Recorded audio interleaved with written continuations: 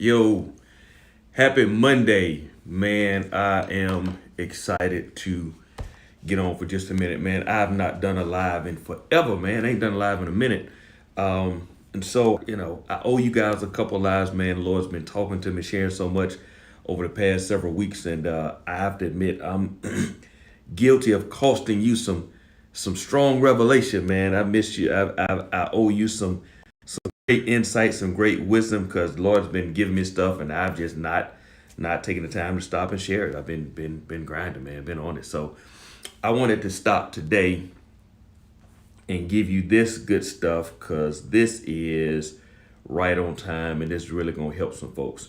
And so making sure all my technology is doing what it's supposed to do. Looks like I am connecting. Give you guys a chance to come on and get plugged in. Let me check my handy dandy Android and make sure that I'm logged in because you can't trust the iPhone.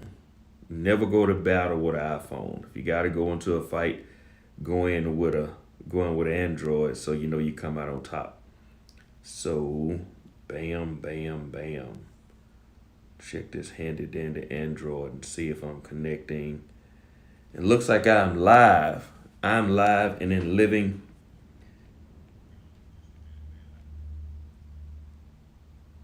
Yep.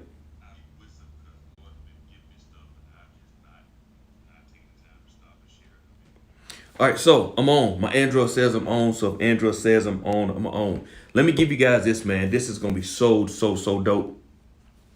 So I had a few conversations. I had some great conversations with some friends of mine this morning, and I got to tell you, man, I got some great friends doing some great things for the Lord, and we call and we talk and we kind of recapping the weekend and some other projects, and I'm excited that this is working for my friend. That's working for my friend. We're all, I believe that your circle is going to inspire you. They're either going to inspire you, they're going to influence you, or they're going to impact you at whatever level. My grandmother used to say, the people you're around are either going to bring you up or they're going to bring you down, one of the two. And so I'm grateful to have great friends that dream, that do that motivate, and we healthily challenge and encourage each other. And so we're all talking about some of the things we have going on. And I talked to two great friends today. And man, when I tell you they had some great weekends, great projects, great victories, and I'm like, man, I'm celebrating. Yes, bro, great for you, great for you.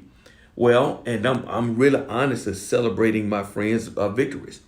Well, I'm here at the office, and I had a couple of things happen. And so I tell you, for example, we had flags installed for our marketing flags for our academy and our summer camp. Good job. Boom. We had security cameras installed and closed circuit television cameras installed for the daycare and academy. Boom. Great job. Got some construction going on in our in some areas of our building. Has some organization things going on. Boom. Great job. And so I walked around today and I saw the flags and I was like, I'm gonna take a picture of the flag. Then I was like, they ain't number flags. Then I looked at the security cameras. I'm like, man, that's great. Security cameras. Then I said, they ain't number security cameras. Then I saw the construction going on in the closet and I said, it ain't number wood. And I realized, check this out, with no shade, full joy for what my friends are doing, in the back of my head, I was comparing my victories to their victories. And many times we allow people to do that. And listen, neither one of my friends poured salt on my cameras. Neither one of them said, oh, Doug, it ain't no but cameras. But watch now. Some of you have people in your life that they assign value to your victories, and they say, well, it ain't no but a $5 check, or it ain't no but a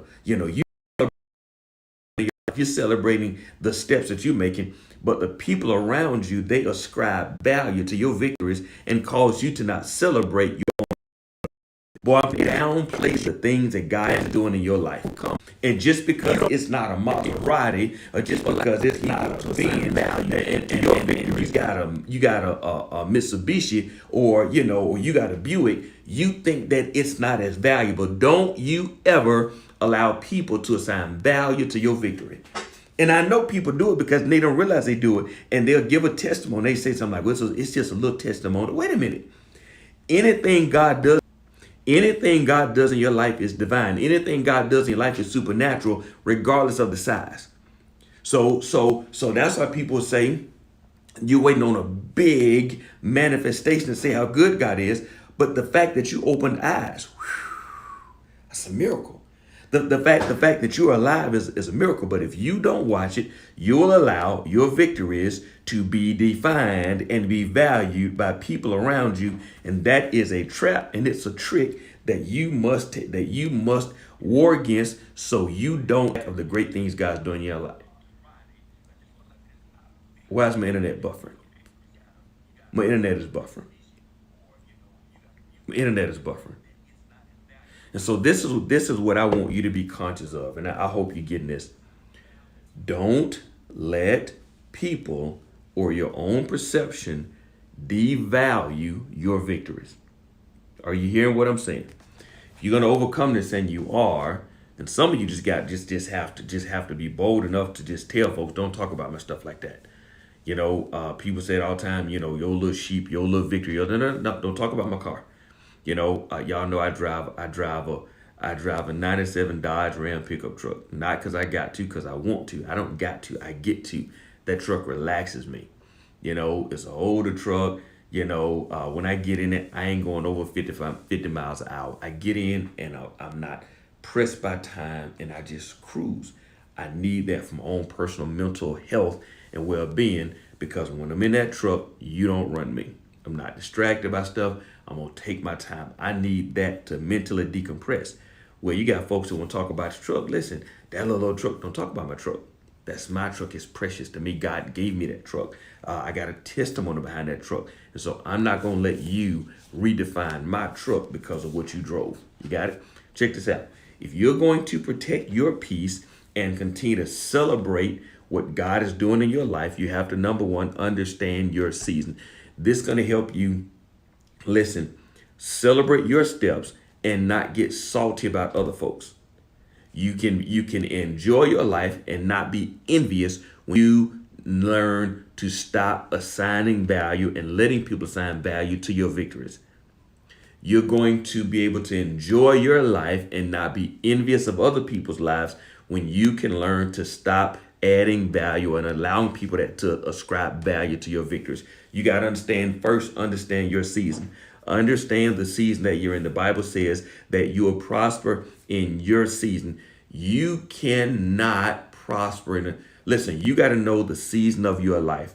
I talked to a friend today. He's got some great things going on. I said, bro, right now, I said, that's dope. I said, I'm going to check on that. But right now, the season I'm in, I got to do this, this, and this. And I don't have the mental capacity to put anything else on my plate. So it's not my season. Listen, you're playing football. I'm playing basketball. We got two different seasons. So I'm going to be a cheerleader for you in your season, because it's not time for me to be on that field. Are you here?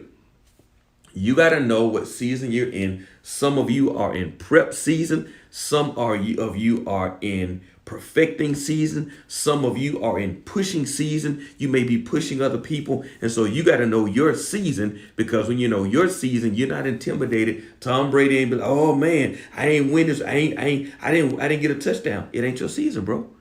It's not your season. You just focus on when your season is, when the season starts for you, and you work on being ready. So when your season starts, you are equipped. You got it? You also have to understand your assignment.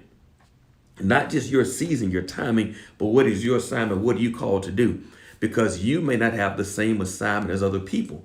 And so, I know part of the assignment on my life is to help people grow, help teach people how to live. Part of that is one of the reasons that we have an academy and a daycare, is because I understand that you can only live at the level that you learn. I know that children, the way they are formed, are critical to the way our world grows. And so I want to make sure that children get quality education, and they don't just sit in a room and watch television all day, but they are nurtured, they're cared for. That's part of my assignment, to teach people to live. And so that's why we're teaching church.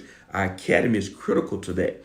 And so that's part of what the assignment God gave me. And so My assignment may not be, to do other things. And so I'm going to celebrate you and your assignment because that ain't what I'm called to do. I'm called to teach people to live. You got it?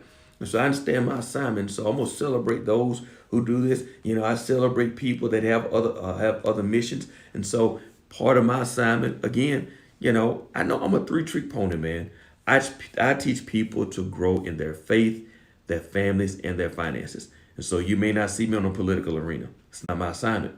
You may not see me, on stage, doing other things, teaching eschatology. That's not my assignment. And so I'm going to celebrate you on a platform teaching eschatology. Do great. That ain't what I'm called to do. So I'm not envious because I'm not on the eschatology stage because that ain't my assignment. You follow? I'm confident in I enjoy being me. I love being me. I had a friend call yesterday and they said, I see some things happening and some great opportunities coming. They said, Doug, just stay yourself. Be your spiritual, social, silly self. Be your spiritual, social, silly self. Be spiritual, be serious about Jesus. Be social, be able to hang around people, even though everybody ain't as spiritual as you. And you can come in a room and people can some of them can be drinking, some of them can be, they playing cards, some of them are doing, they may be cussing, but you still make people feel comfortable, even though you have a spiritual foundation. I said, and then they said, still be silly, still tell a couple jokes. Listen, that's what I do. I'm a spiritual, social, silly guy. That's what I do. And so I said, you never have to worry about whether or not I can continue to be that because that's my authentic me. That's my assignment. If you need a real serious, dogmatic, stage preacher, I might not be your guy because I'm going to tell some jokes and I'm going to leave here and I'm going to go to the classic. What you doing at the classic? Having fun. And I'm gonna be at the classic with some Sprite and a bottle of water. And my wife, when the wobble come on, she's gonna wobble, and then we're gonna be at worship the next day. That's what we do. But listen, here, this is really important. You have to understand your season, have to understand your assignment, but this is so dope, man. You have to understand the steps. You have to understand the steps. This is gonna be powerful. Have to understand the steps. The Bible says the steps of a righteous man are ordered by the Lord. You know what that means? That means there are steps to success. And that means so you may not up one day and just be there. And I told you I celebrated I celebrated having closets put up. Hey, those are the steps to where I want to be. I celebrated, getting flags put up. That's a step. And so the Bible didn't say the jump, it's the steps. And when you understand the steps to get there, you can celebrate, where they bought their house.